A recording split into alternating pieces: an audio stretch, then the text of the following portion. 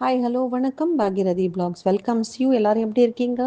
So what's cooking? இன்றைய special bisibelebath with a twist. Oats சேர்த்துருக்கோம், அரிசி அவாய்ட் பண்ணியிருக்கோம்.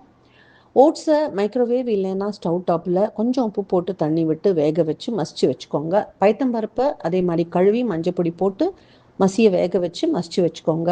உங்களுக்கு பிரியப்பட்ட காய்கறிகள் எல்லாம் எடுத்து பொடியாக நறுக்கி வச்சுக்கோங்க. வெங்காயம், தக்காளி, கேப்சிகம், பன்னீர், ப்ராக்கலி, காலிஃப்ளவர்லாம் நறுக்கி பக்கத்தில் வச்சுக்கோங்க.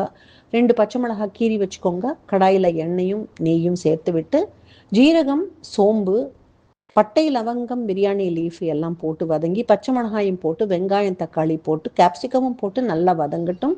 அந்த நேரத்தில் இஞ்சி பூண்டு விழுது சேர்த்துடுங்க. வதங்கினதும் ஒன்றா பிசிபேளாபாத் பவுடர், அப்படி இல்லைன்னா sambar masala powder with garam masala powder கலந்து நல்லா வதக்கி விடுங்க. இது வெந்ததும் வேக வச்ச ஓட்ஸ், வேக வச்ச காய்கறிகள், வேக வச்ச பயத்தம்பருப்பு எல்லாத்தையும் ஒன்றா சேர்த்துருங்க.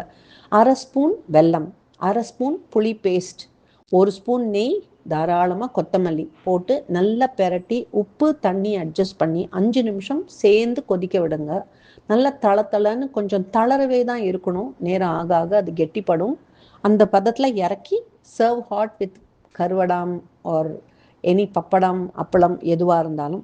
Happy cooking, happy eating, enjoy.